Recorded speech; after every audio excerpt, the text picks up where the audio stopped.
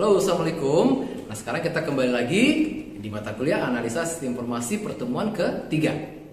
Nah, minggu atau beberapa materi sebelumnya sudah Bapak berikan pemahaman mengenai konsep, teori, dan lain-lain. Nah, saat ini kita akan masuk ke materi peranan sistem informasi. Adapun peranan sistem informasi secara fluktuatif, sistem informasi ini sangat berperan penting dalam pengelolaan data-data, baik untuk data internal maupun data eksternal dalam sebuah perusahaan. Karena dengan mengatur pola pengolahan informasi, diharapkan dapat atau akan dapat menghasilkan sebuah informasi yang sangat efektif dan relevan. Beberapa pengelompokan terhadap sistem atau peranan sistem informasi ada 3. Yang pertama, sebagai landasan dalam proses pengambilan keputusan. Sudah pernah dibahas di materi sebelum ini. Yang kedua, sebagai solusi terhadap kerumitan manajemen informasi. Dan itu pun juga sudah dibahas ataupun sudah diulas di materi sebelum ini. Yang ketiga, membuat metode penyampaian informasi yang lebih terstruktur. Nah, ini yang akan kita fokuskan dalam proses perancangan dan pengembangan nantinya. Karena di setiap informasi yang dirancang harus tetap tersedia bagi manajer apabila saat diperlukan. Dalam sebuah pengelolaan sistem informasi juga harus didukung beberapa approach sistem atau pendekatan sistem. Di antaranya pendekatan individu, pendekatan manajerial, dan pendekatan publik. Apa maksud dari ketiga pendekatan ini? Mari kita lihat. Yang pertama, pendekatan individu. Pendekatan individu adalah suatu metode pendekatan kerja yang dilakukan top level atau leader kepada level paling bawah atau level paling dasar dalam mengevaluasi setiap proyek yang dilakukan oleh level bawah. Artinya di sini pengawasan yang dilakukan oleh level atas pada level bawah. Pendekatan yang kedua, pendekatan manajerial, adalah suatu metode pendekatan kerja yang dilakukan manajer kepada staf lini menengah atau middle management dalam mengevaluasi setiap proyek atau laporan proyek yang dibuat. Yang ketiga, pendekatan secara publik, secara menyeluruh, yaitu suatu metode pendekatan yang dilakukan manajer atas kepada manajer menengah dan manajer bawah dalam membahas setiap kebijakan yang ingin dikeluarkan. Nah, konsep pendekatan sistem ini adalah merupakan konsep yang menjelaskan perihal pencarian sasaran, pencarian solusi terhadap masalah yang timbul di dalam masing-masing bidang sistem. Suatu pendekatan sistem pada pengelolaan adalah sangat perlu sekali apabila agar dapat bersaing pada dunia bisnis. Nah, selanjutnya pendekatan sistem ini pada manajemen harus mendahului rancangan dan pengguna sistem informasi. Dengan kesimpulan bahwa dengan adanya pendekatan sistem diharapkan dapat membantu manajer dalam proses pengambilan keputusan. Ini adalah gambaran dari relevansi tingkatan informasi. Model IRM, Information Research Management.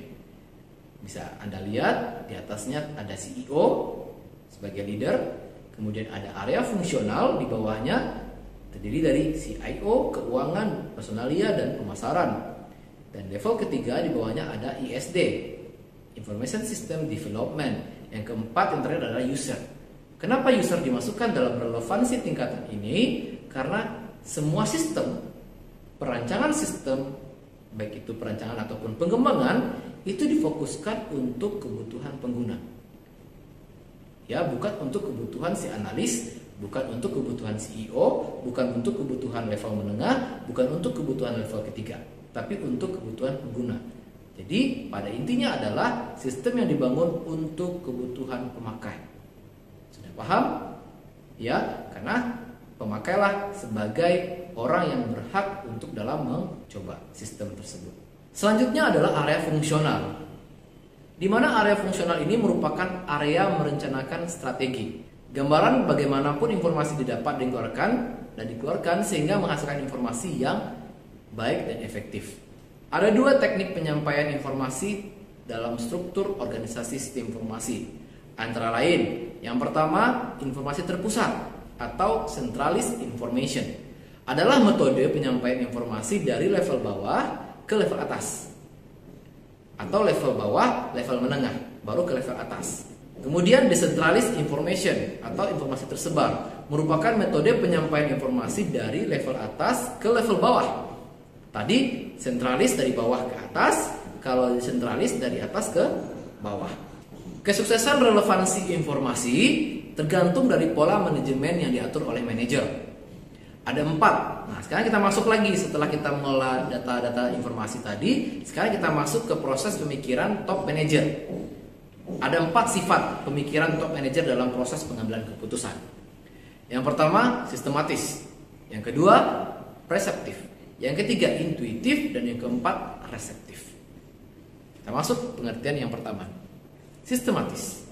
Perlu Anda ketahui, sistematis ini adalah suatu pemikiran yang dapat mencari alternatif, solusi atau jawaban untuk mengantisipasi beberapa hal yang akan muncul. Pertama. Yang kedua, perseptif. Merupakan manajer yang cenderung memusatkan perhatiannya pada sesuatu hal yang baru, yang dimana belum tahu apa kaitannya atau hubungannya dengan sistem informasi yang dia miliki. Yang ketiga, intuitif. Merupakan manajer yang mampu mengatasi masalah-masalah yang sulit dan mampu memberikan solusi yang diambil dari pengalaman pribadi. Itu intuitif. Yang keempat adalah reseptif.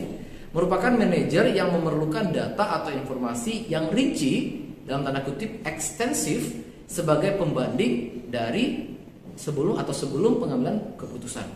Jadi merupakan seorang manajer yang harus memiliki data kuantitatif dan data kualitatif untuk mengambil keputusan atau dalam proses pengambilan keputusan agar keputusan yang diambil tidak salah. Nah, selanjutnya ada kebijakan top manajemen, yakni sebagai proses pengambilan keputusan, pemberian motivasi, pengelolaan perilaku organisasi. Kemudian kita lanjut lagi materi selanjutnya. Hampir sama. Sekarang kita masuk ke tipe manajer dalam pengelolaan sistem informasi. Ada manajer training dan ada manajer interaktif.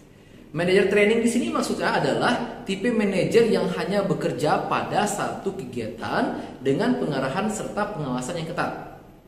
Yang kedua, manajer interaktif merupakan tipe manajer yang biasanya cukup kompeten untuk bekerja pada beberapa tahap kegiatan hanya dengan pengarahan umum, tetapi masih memerlukan beberapa instruksi untuk petunjuk bagi tahapan kegiatan lainnya. Yang ketiga, manajer talent, yaitu merupakan tipe manajer yang mempunyai pengetahuan teknis penuh mengenai hal yang dan penuh tanggung jawab, melakukan kegiatan pengawasan atau pengaturan penugasan, pemberian instruksi dan pemberian kegiatan. Nah, itulah dia untuk pengantar kita di materi yang ketiga. Mudah-mudahan ini bisa memberikan gambaran singkat bagaimana proses perancangan sistem informasi yang baik, efektif dan akurat.